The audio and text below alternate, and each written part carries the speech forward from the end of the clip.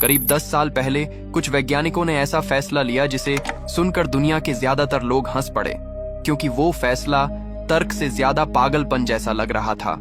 उन्होंने दर्जनों भैंस जैसे दिखने वाले जंगली जानवरों यानी बायसन को एक ऐसी जमीन पर खुला छोड़ दिया जो पूरी तरह से सूखी, उजड़ी हुई और लगभग मरी हुई मानी जा चुकी थी। न वहां हरी घास थी, न पानी का कोई भरोसेमंद स्रोत, न कोई इंसानी देखरेख। बस एक खुला बंजर मैदान जहां दूर दूर तक धूल उड़ती थी और हवा के अलावा कुछ हिलता हुआ दिखाई नहीं देता था। वैज्ञानिकों ने जानबूझकर वहां कोई मदद नहीं छोड़ी, न दवा, न सप्लीमेंट, न अतिरिक्त चारा। उन्होंने उन जानवरों को छोड़ा और बिना पीछे देखे वहां से चले गए। जैसे ही ये खबर फैली, लोगों ने कहना शुरू कर दिया कि ये जानवर ज्यादा दिन नहीं टिक पाएंगे। इतनी खराब जमीन पर कोई भी जीव नहीं बच सकता। लेकिन असली कहानी तो तब शुरू होती है जब 10 साल बाद वही वैज्ञानिक उस जगह पर दोबारा लौटे, और जो नजारा उनके सामने था उसने सिर्फ उनके ही नहीं बल्कि पूरी दुनिया के सोचने का तरीका बदल दिया। जहां कभी धूल के बादल उठते थे, वहां अब घास की लहरें चल रही थीं। जहां कभी पत्थर और कांटेदार झाड़ियां थीं, वहां अब छोटी नदियां, पक्षियों की आवाजें और जानवरों की हलचल थी। बिना किसी मशीन के, बिना किसी सरकारी प्रोजेक्ट के, बिना इंसानी मेहनत के, सिर्फ एक जानवर की वापसी ने एक मरे हुए इलाके को फिर से जिंदा कर दिया था।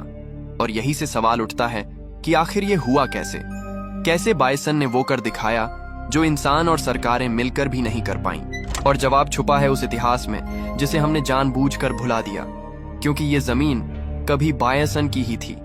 हजारों नहीं बल्कि करोड़ों बायसन कभी पूरे उत्तर अमेरिका के खुले मैदानों में आजादी से दौड़ते थे।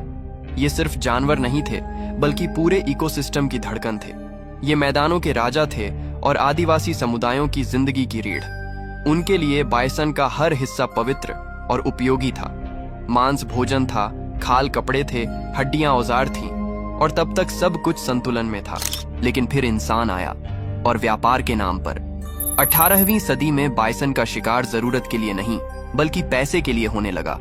उनकी खाल बिकने लगी, उनका मांस फैक्ट्रियों में भेजा जाने लगा, रेलवे लाइनें बिछीं और ट्रेन की खिड़कियों से लोग चलते हुए बायसन को सिर्फ निशाना लगाने की प्रैक्टिस के लिए मारने लगे।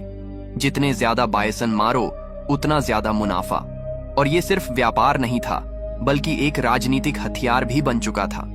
अमेरिकी सरकार ने चुपचाप इस नरसंहार को जारी रहने दिया, क्योंकि इससे आदिवासी समुदाय टूट रहे थे। बिना बायसन के उनके पास न खाना बचता था, न कपड़ा, न पहचान। और अगले 20 सालों में करोड़ों बायसन मैदानों से गायब कर दिए गए। कई बार तो सिर्फ खाल उतारी जाती थी और बाकी शरीर सड़ने के लिए छोड़ दिया जाता था। 1870 तक उनकी संख्या करोड़ों से गिरकर लाखों में आ गई और 1899 तक पूरे अमेरिका में सिर्फ 541 बायसन बचे थे। सोचिए, करोड़ों से सीधा 500। ये सिर्फ शिकार नहीं था, ये एक पूरी प्रजाति का कत्ल था। और जब मैदानों के राजा चले गए तो धरती ने भी अपनी सांसें खोनी शुरू कर दी। घास गायब होने लगी, मिट्टी ढीली पड़ने लगी, बारिश आती तो पानी जमीन में उतरने के बजाय बहकर सब कुछ साथ ले जाता। और फिर धीरे धीरे जमीन बेकार होती चली गई, खासकर मेक्सिको के चिहुआहुआ जैसे इलाकों में। जहां कभी खुले मैदान थे, वहां अब सिर्फ झाड़ियां और कांटों का जंगल रह गया। धरती पर एक सख्त परत जम गई थी जो न पानी सोखती थी, न बीज उगने देती थी। और सिर्फ पौधे नहीं मरे, उनके साथ जानवर भी मारे गए। प्रेरी डॉग्स, जो जमीन के नीचे सुरंगें बनाकर मिट्टी को जिंदा रखते थे, वो भी गायब होने लगे। उनके साथ कीड़े, पक्षी और छोटे स्तनधारी भी लुप्त होते चले गए। पूरी प्राकृतिक श्रृंखला टूटने लगी, जैसे किसी ने एक धागा खींच लिया हो और पूरी बनावट बिखर गई हो।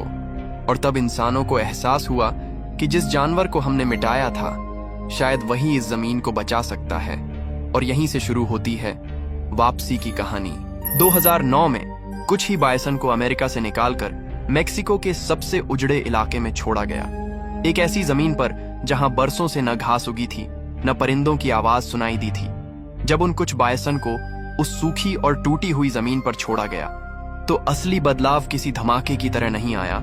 वो धीरे धीरे लगभग चुपचाप शुरू हुआ। ऐसा बदलाव जिसे पहली नजर में देख पाना मुश्किल था, लेकिन धरती उसे महसूस कर रही थी। क्योंकि बायसन सिर्फ जानवर नहीं थे, वो चलते फिरते इकोसिस्टम इंजीनियर थे। उनका हर कदम जमीन के साथ एक संवाद होता है। बायसन रोजाना मीलों चलते हैं, लेकिन वो यूं ही इधर उधर नहीं भटकते।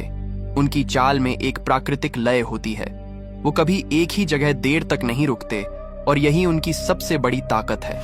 जब उनका भारी शरीर सख्त जमीन पर पड़ता है तो वो धरती की उस जमी हुई परत को तोड़ता है जो बरसों से पानी और हवा को अंदर जाने से रोक रही थी। इंसान जब ट्रैक्टर से जमीन जोतता है तो वो मिट्टी को उलट पलट कर थका देता है, लेकिन बायसन ऐसा नहीं करते। वो मिट्टी को खोलते हैं पर उसे मारते नहीं। जब बारिश होती है तो अब पानी बहकर नहीं जाता, बल्कि उन्हीं पैरों के निशानों से जमीन के अंदर उतरने लगता है। और यहीं से शुरू होती है वापसी, क्योंकि पानी जब मिट्टी में ठहरता है तो बीजों को मौका मिलता है, सूक्ष्म जीवों को सांस मिलती है, और धरती पहली बार सालों बाद खुद को जिंदा महसूस करती है। लेकिन बायसन का काम सिर्फ पैरों तक सीमित नहीं रहता। जहां जहां वो चलते हैं वहां अपने पीछे एक और तोहफा छोड़ जाते हैं, उनका मल, जिसे अक्सर लोग सिर्फ गंदगी समझते हैं। असल में वो नाइट्रोजन, फास्फोरस और पोटेशियम से भरपूर प्राकृतिक खाद होता है। रिसर्च बताती है कि जिन इलाकों में बायसन रहते हैं वहां मिट्टी में नाइट्रोजन की मात्रा 40% तक बढ़ जाती है।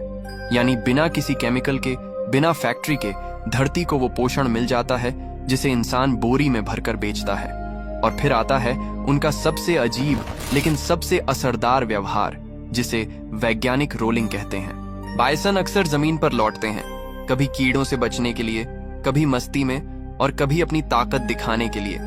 लेकिन जब उनका भारी शरीर जमीन से रगड़ खाता है तो ऊपर की सख्त परत टूट जाती है, कांटेदार झाड़ियां उखड़ जाती है और जमीन पर खुला पैच बन जाता है। और यही वो जगह होती है जहां चमत्कार जन्म लेता है, क्योंकि बायसन के शरीर पर दूर दूर से चिपके बीज उसी जगह गिरते हैं। ऐसे बीज जो कई किलोमीटर दूर के इलाकों से आए होते हैं। अब वहां कोई प्रतियोगिता नहीं होती, न घनी झाड़ियां, न सख्त परत, न पानी की कमी। बारिश आती है और उन्हीं रोलिंग गड्ढों में पानी जमा हो जाता है। छोटे छोटे गड्ढे जो देखने में मामूली लगते हैं, असल में मिनी वाटर रिजर्वायर बन जाते हैं, और वहीं से बीज अंकुरित होते हैं। पहले छोटी घास, फिर पौधे, फिर फूल, और जैसे ही हरियाली का पहला संकेत मिलता है, कीड़े आने लगते हैं। उनके पीछे पक्षी, और उनके पीछे छोटे स्तनधारी। और देखते ही देखते जो जमीन कभी मरी हुई थी वो छोटे छोटे इकोसिस्टम के जाल में बदलने लगती है।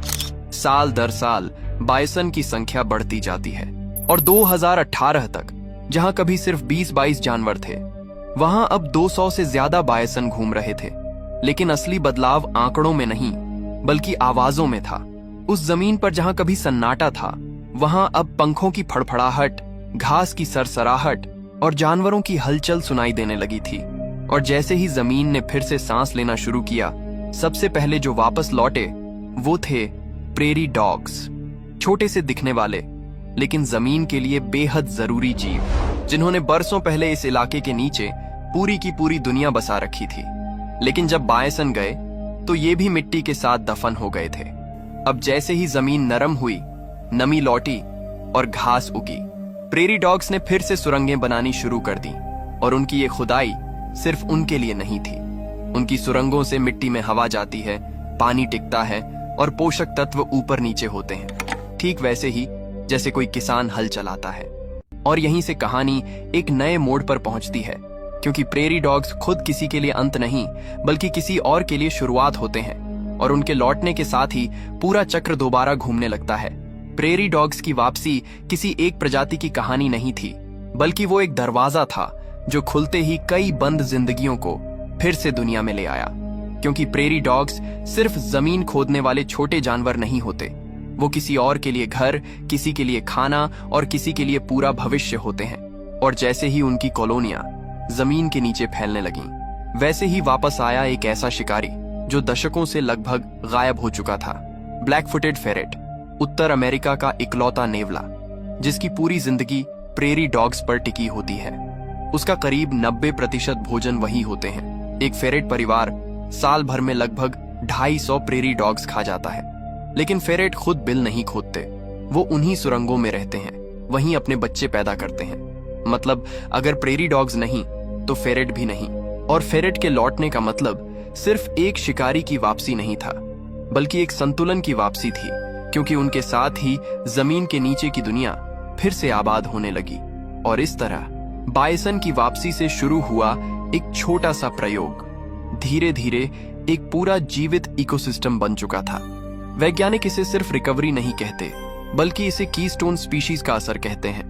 प्रकृति में कुछ प्रजातियां ऐसी होती हैं जो दिखने में आम लगती हैं, लेकिन उनके बिना पूरी संरचना गिर जाती है। जैसे किसी पुल का एक पत्थर जिसे निकाल दो तो पूरा पुल ढह जाए। बायसन वैसी ही प्रजाति है। और ये बात सिर्फ अमेरिका तक सीमित नहीं है। यही कहानी भारत में भी अलग रूप में चलती है, जहां जंगलों का असली वास्तुकार हाथी है। हाथी को देखकर हम उसकी ताकत और आकार पर हैरान होते हैं, लेकिन असल में वो चलता फिरता लैंडस्केप इंजीनियर है। वो पेड़ सिर्फ खाता नहीं बल्कि तोड़ता भी है, रास्ते बनाता है, जंगल के घने हिस्सों में रोशनी पहुंचाता है, चलते चलते जमीन को खोलता है, बीजों को अपने मल के जरिए एक जंगल से दूसरे जंगल तक ले जाता है। एक हाथी रोज कई किलोमीटर चलता है और उसके साथ सैकड़ों बीज सफर करते हैं। यानी जहां हाथी चलता है वहां नया जंगल जन्म लेता है। अगर हाथी न हो तो जंगल घुटने लगते हैं, बहुत घने हो जाते हैं। जहां न धूप पहुंचती है न नए पौधों को जगह मिलती है। पानी पीते समय हाथी छोटे जलाशय बना देते हैं, जो बाद में पक्षियों, कीड़ों और छोटे जानवरों के लिए जीवन का आधार बन जाते हैं। ठीक उसी तरह बाघ भी एक कीस्टोन स्पीशीज है। बाघ सिर्फ शिकारी नहीं बल्कि जंगल का संतुलन है। उसकी मौजूदगी से हिरन, नीलगाय और जंगली सुअर जैसे शाकाहारी जानवर कभी एक जगह टिककर सब कुछ खत्म नहीं करते। हर झाड़ी, हर पेड़ की आड़ में उन्हें डर रहता है कि कहीं शिकारी न छुपा हो, इसलिए वो थोड़ा खाते हैं और आगे बढ़ जाते हैं। और यही मूवमेंट जंगल को खुद को फिर से उगाने का मौका देती है। लेकिन जब बाघ गायब हो जाते हैं तो डर भी चला जाता है और शाकाहारी जानवर जहां हरियाली ज्यादा होती है वहीं डटे रहते हैं। तब तक खाते रहते हैं जब तक जमीन नंगी न हो जाए, मिट्टी डीली पड़ जाती है और बारिश के साथ बहने लगती है और पूरा जंगल धीरे धीरे बंजर होने लगता है। और अगर ये सब आपको कहानी जैसा लग रहा है तो इसका सबसे जिंदा सबूत है येलोस्टोन नेशनल पार्क, जहां इंसानों ने कभी यही गलती की थी। भेड़ियों को खतरनाक समझकर एक एक करके मार दिया गया और 1926 तक आखिरी भेड़िया भी खत्म कर दिया गया। शुरुआत में सब शांत लगा, लेकिन धीरे धीरे जंगल बीमार पड़ने लगा और बड़े शाकाहारी जानवर बेखौफ हो गए। नदी किनारे की हरियाली पर टूट पड़े पौधे उगने बंद हो गए, किनारे कमजोर हो गए और जैसे जैसे पेड़ गायब हुए वैसे वैसे बीवर भी गायब हो गए। उनके बिना तालाब सूख गए, पक्षी चले गए, मछलियां कम हो गईं और पूरे इकोसिस्टम की धड़कन धीमी पड़ने लगी। और फिर 1995 में सिर्फ 14 भेड़ियों को वापस लाया गया और उसके बाद जो हुआ वो विज्ञान की किताबों में ट्रॉफिक कैस्केड के नाम से जाना गया। और यही बायसन की कहानी हमें सबसे बड़ा सबक देती है। इंसान हर चीज का समाधान सिर्फ अपनी मशीन, अपने प्लान या अपने नियंत्रण में नहीं ढूंढ सकता। जब वैज्ञानिकों ने उस सूखी और बंजर जमीन पर बायसन को छोड़ा, उन्होंने बस प्रकृति की खोई हुई कड़ी को वापस रखा और जैसे ही वो कड़ी जुड़ी पूरा तंत्र खुद ब खुद चलने लगा। मिट्टी ने पानी को थामना सीख लिया, बीज अंकुरित हुए, जानवर लौट आए और मरी हुई जमीन फिर से जिंदा हो गई। बायसन की वापसी दिखाती है कि असली ताकत जोड़ने में नहीं, संतुलन बनाने में है। इंसान खुद को पृथ्वी का मालिक समझता है, लेकिन सच ये है कि हम भी उसी जाल का हिस्सा हैं, जहां मिट्टी, पानी, पौधे और जानवर जुड़े हैं। अगर हम वाकई भविष्य बचाना चाहते हैं तो कभी कभी बड़े आविष्कार की नहीं बल्कि एक खोए हुए जानवर की वापसी ही काफी होती है। क्योंकि जब मैदानों का राजा लौटता है तो सिर्फ घास नहीं उगती, पूरी धरती फिर से सांस लेने लगती है।